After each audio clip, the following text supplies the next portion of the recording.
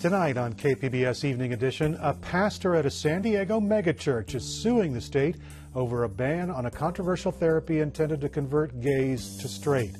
And the candidates for San Diego mayor go head-to-head here at KPBS.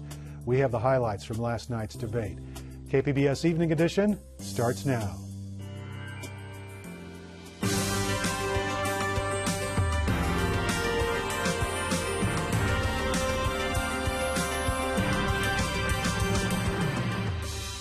KPBS Evening Edition is made possible by Joan and Erwin Jacobs and by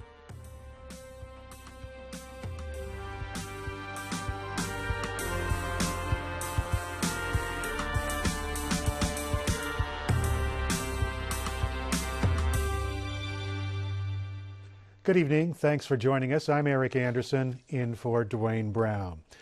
A pastor at a San Diego megachurch has filed a legal challenge to California's new ban on therapy intended to make gay teenagers straight. Donald Welch is a pastor at Skyline Church and a licensed therapist. His lawsuit claims the new law interferes with his right to use his professional judgment to treat minors for unwanted same-sex behaviors and with private decisions between a therapist and a client. Welch is joined in the suit by another therapist and a man who says he was helped by reparative therapy. The San Diego City Council has approved a new housing development along the San Diego River. It's called Riverbend and will include nearly 1,000 homes on an old industrial site near Allied Gardens. Some residents oppose the project because of traffic concerns. The council promised to monitor traffic buildup. Construction is expected to begin next year. San Diego will get 117 more charging stations for electric vehicles by the end of this year. The council approved the plan for more stations at public facilities and recreation centers and libraries. Customers will pay 50 cents per kilowatt hour to charge their batteries. The latest voter registration numbers show a slight lead for Democrats in San Diego. The Democratic Party had about 4,000 more registered voters than the Republican Party by the end of September. Local GOP leaders say the number is the result of a paid effort by Democrats, and they expect voter turnout to outperform registration. A high number of voters are also declining to choose a political party. Religious leaders gathered in San Diego today to urge voters to repeal the death penalty in California. They were joined by Sister Helen Prejean, the author of the book Dead Man Walking. She says California has a chance to set a national example by passing the repeal, which is Proposition 34 on the ballot. It's in faith are coming together, and they're coming together in California. And California is going to be a beacon on the hill. Proposition 34 is going to be a decisive vote in this state where the people get to vote for life, which is where their hearts are anyway. A recent poll showed Proposition 34 was too close to call, with neither side holding a majority.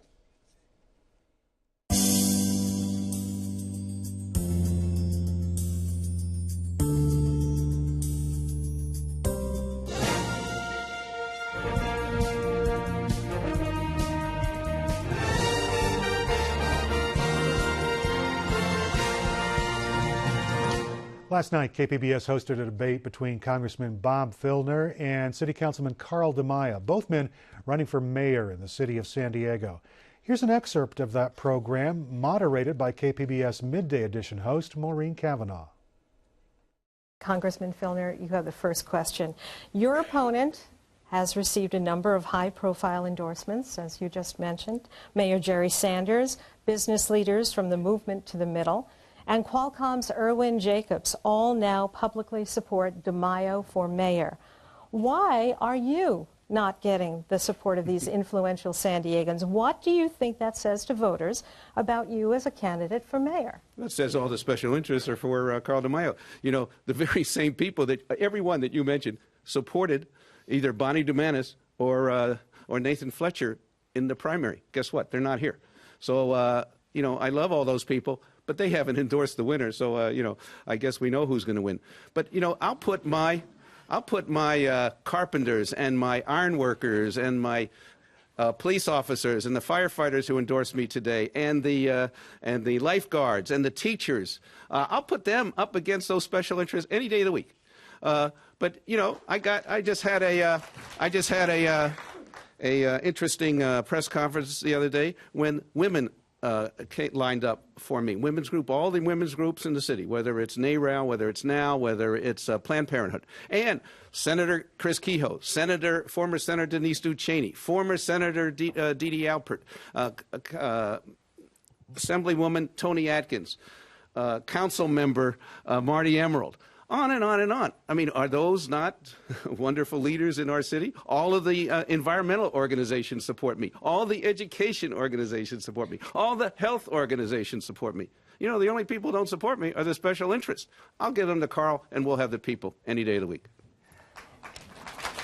Carl DeMaio, you have 1 minute to respond. You know, I find it pretty extraordinary that a congressman who's taken over $4 million from PACs in Washington during his political career, hundreds of thousands of dollars from lobbyists, lawyers, and developers, and is backed by the same powerful interests that helped create our city's financial crisis and fought against pension reform, tried to raise taxes, the list goes on, would stand up here and say that he's free of special interest backing.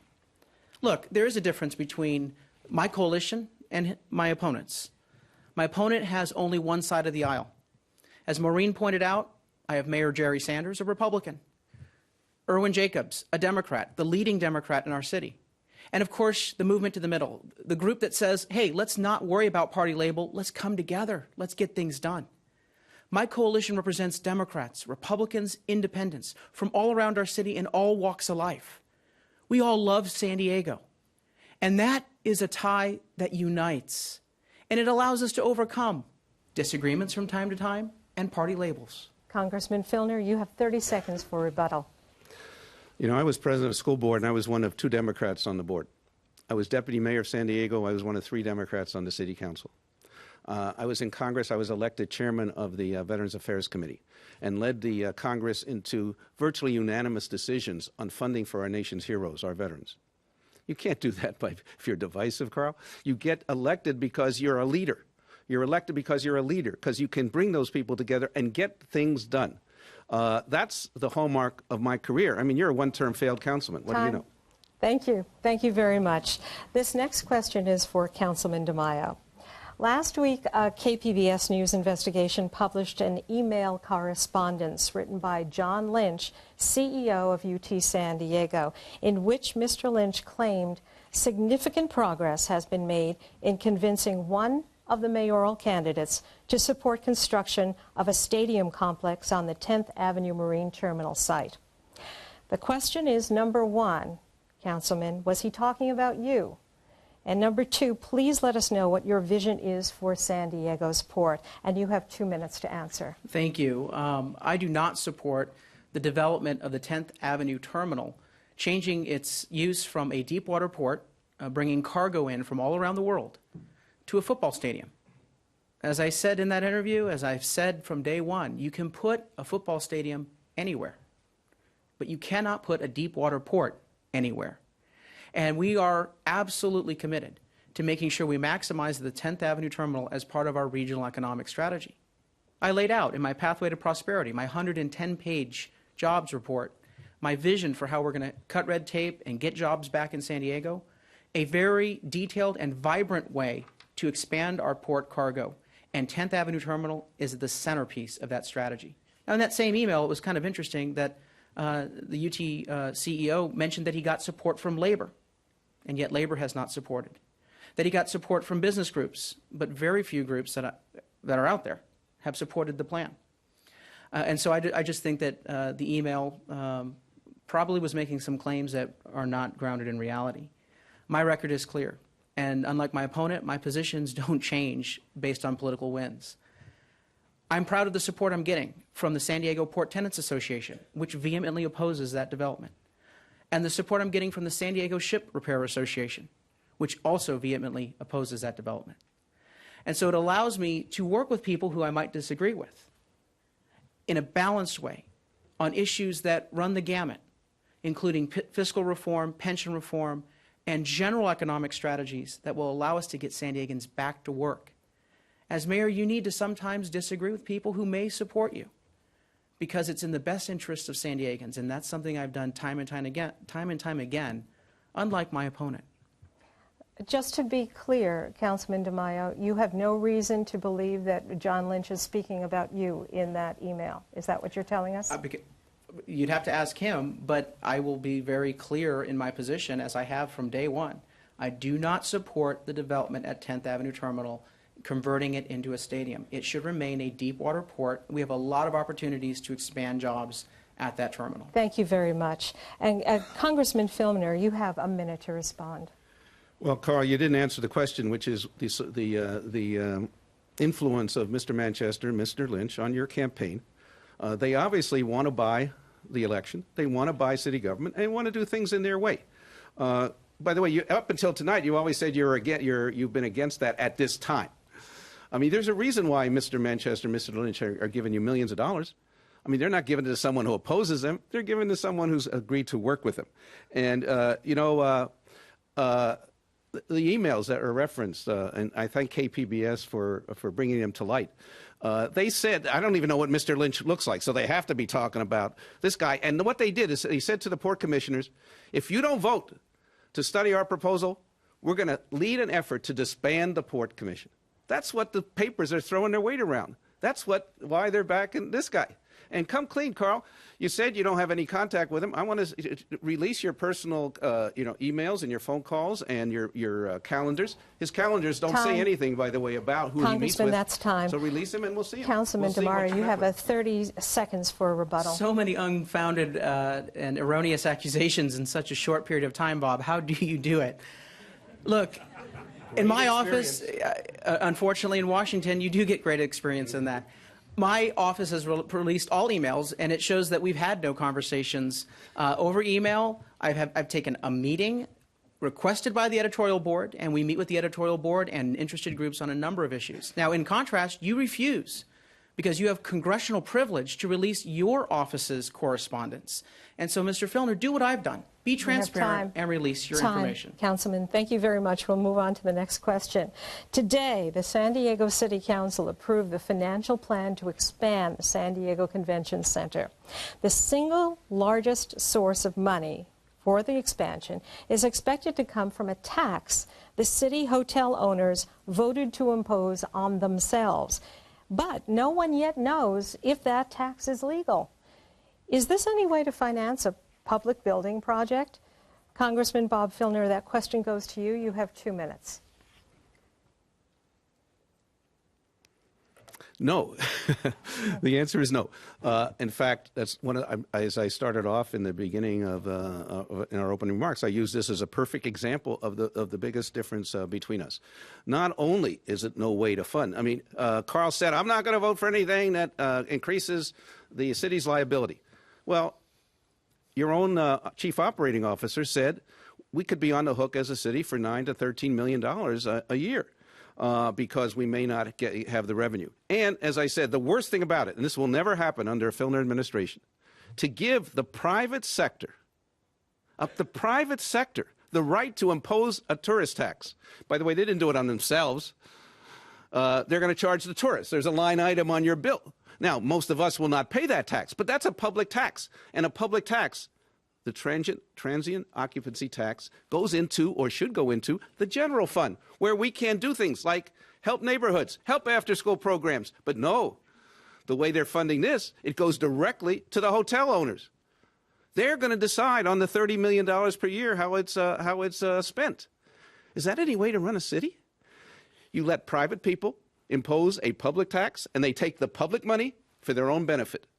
Never happened in a Filner administration. There should have been a public vote, Maureen. There should have been a public vote, and they should go into the general fund. But, you know, when you're supported, in fact, by the way, Carl opposed a few years earlier a plan that was on the ballot to increase the TOT, the transient occupancy tax, and that was to support neighborhood services. But his friend Doug Manchester opposed it. He opposed it because it was, he was against taxes. But when it goes to his private friends, it's okay.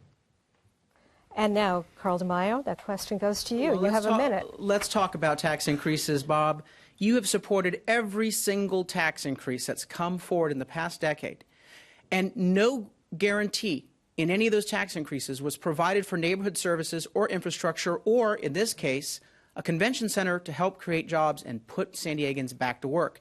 In fact, you supported Prop D in 2010 that would have raised taxes by the highest percentage, the highest amount ever in the history of San Diego on working families in the middle of a recession, and it was going to go right to one place, the pension fund, to prop up those unsustainable pensions. So you want to talk about taxes? Let's talk about taxes. This is an important project where I told the hoteliers, we're not going to have taxpayers pay for this. If you want it, you benefit from it, you have to tax yourselves. You have to be the ones to pay for this project. At the end of the day, it's a win-win-win. We get jobs in San Diego. We also get more revenues into the city's budget to power our neighborhood services and fund our city Mr. programs. Filner, you have 30 seconds for Well, rebuttal. you didn't answer the question, which is this any way to run a city? But you know, Carl, you said I voted for every tax in the last 10 years. I haven't been on the council. You get to San Diego 10 years ago, and you think you know the history of this city and what to do. I mean, I've been here for 42 years, you know, on this campus for 20 years. Your own operations officer said that the city is on the hook for $9 to $13 million a year. This is not my figures. This is your own staff members. And you kept saying, I'm not going to vote for anything that increases liability. You did today. You did today. Filner, that's time. I have a short follow-up question for this, and you'll each have 30 seconds to respond. Let me start with you, Congressman Filner. If the courts do decide the hoteliers' tax is not legal, what do you intend to do as mayor to move forward with the convention center expansion? Well, put it to a vote of the people where it should have been in the first place. I mean, our Constitution, well, I mean, a recent referendum said that a public tax has to go to the public. You know, I wouldn't go around the public. I would involve everybody, by the way, in the process. This was a behind-the-scenes deal with Carl and the hoteliers and where they got the money and what demands they were making. This is not a public process. It wasn't a public vote, and it's not a public use of money. That's going to completely change when I'm mayor. And to you, Carl DeMaio. Of course, we would put it up to a public vote if that's what the courts require. The question before the courts is who needs to vote, the people assessing themselves or a larger class of groups. At the end of the day, this is about getting San Diegans back to work. Bob would rather use our convention center and our entire tourism economy and the 6,000 jobs we could create as a political football to divide and create dysfunction in our city government. You know, Bob, that doesn't put food on the table for the working family that's struggling right now. You need a mayor who's going to say, let's bring people together. And might I add, this project was approved by a bipartisan majority. Our next question comes from DeLuge Smith, President and CEO of the San Diego Youth Symphony and Conservatory. And you can watch that question on the monitor. I'd like to know what steps you'll take to provide leadership for the 2015 Centennial celebrations in Balboa Park to ensure that it's not only the greatest celebration for San Diego, but also draws the world to San Diego and helps us in every way that we possibly can have it help us. And in addition to that question, since the Plaza de Panama Balboa Park reconstruction project is being challenged in court, please tell us if you're committed to seeing that project completed in time for the 2015 Centennial. And where I'm going to go to you, Congressman Bob Filner, you have 2 minutes to respond. I thought I answered the last question first. I thought you did too. Carl DeMaio, could you get 2 minutes on that? Okay, great. Well, I think there's 3 things that we need to do to celebrate and really build upon the centennial milestone of Balboa Park. First and foremost, I was proud to have joined a bipartisan council majority in working with our mayor and working with Democrat Erwin Jacobs to move forward on the Balboa Park Plaza de Panama renovations. This allows us to get our park ready and to invest in our park using a public-private partnership model where general fund tax dollars are not involved, but we use philanthropy and we use self-financing mechanisms to invest in our park, our museums, the very institutions that we have to make sure are strong for a second century. Balboa Park should be seen as the Smithsonian of the West, bringing tourists, visitors, and students from all around our nation to visit San Diego. You know, in 1915, San Diegans were gutsy. They put on this huge exposition. created Balboa Park, a treasure that we enjoy today. And that puts San Diego on the world stage. As mayor, I want this celebration to put San Diego once again on the world stage so that we can show off the great leading companies, the innovation that we have in our city, everything that we have to offer the world. That's why I've been working with the Centennial Committee, a group of volunteers who are raising money even as we speak to make sure that we can market a huge festival bringing people in from all around the world. And finally, it takes a mayor who will withstand the legal challenges, will support the project, and bring people together, as we did on this project, a bipartisan vote, which my opponent opposed and attacked the philanthropist who was willing to put his own money on the line to give a treasure, a second century for our entire region. Thank you. And Congressman Filner, just for your the record, response. I never attacked the philanthropist. I attacked Carl. You said he was going to die. You know, he accuses me this stuff of using the convention center where most of the working people who are going to work on it support my position, and I assume the Balboa Park thing is a political football. I guess I plead guilty, Carl. I'm throwing the yellow flag, and you ought to be penalized, more than 15 yards for these disastrous kind of projects that you're imposing on the city on behalf of special interests. Clearly, I was the councilman in the early 90s of Balboa Park. We wrote the plan 20 years ago, which got the cars out of the center of Balboa Park, and we had a plan for outside parking and a tram system, a low-tech, low-cost alternative, did not destroy the topography and the landscaping of the park. So we had a plan, and I don't think the courts. We'll see. You know, you said you would. What did you say that you're going to? You lead the efforts, which are then found legally wanting, and then you keep supporting. DeMaio, you have 30 seconds for rebuttal. Again, I think this is a great illustration of the difference between the Congressman and myself. He talks about writing the plan 20 years ago to take the cars out of the center of Balboa Park. Well, Congressman, in case you haven't visited recently, the cars are still there. And instead of just talking about something, Democrats and Republicans came together, with Dr. Irwin Jacobs, Mayor Sanders, and the City Council working together to invest in Balboa Park to get it ready for that 2015 celebration and to give our children a better park than the one we inherited. Okay, thank you. Our next question comes from the audience, and that's very important. It's for both candidates. Jacob Kortz is a student at San Diego State University. Go ahead with your question. Good evening. This is for both candidates. Name one measure, policy, or idea that your opponent has put forth that you agree with him on, and tell us why.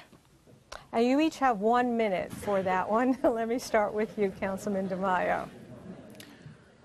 Well, I think the notion that we ought to have more renewable energy in San Diego and have a mayor who's going to champion solar. I think that the goal is something that Bob and I share. The notion that we should have more sustainability in our water supply, that we need to move to a portfolio-based approach where we're looking at water recycling, not only for irrigation, but looking at desalination, looking at distributed recycled water like gray water systems. And so I think you need a mayor who is going to be thoughtful about the environment, because at the end of the day, our economy relies on San Diego's natural environment. It's why tourists come here. It's one of the strengths that draw people to want to create a family and build a home here in San Diego. And so we have to have a mayor who's going to put environmental leadership at the forefront of each policy decision. So I commend the desire to make this an issue. The challenge, though, is details. We've laid out a very detailed environmental protection plan, Clean Coast 2020, that says step by step how we're going to invest in protecting our beaches and our bays and our same question to you. You have 1 minute. I'm glad you endorsed my environmental stance, Carl. You know, in your 250-page thing, you mentioned the word environment one time, and I've called for a mandatory solar powering of all our public buildings as soon as I become mayor.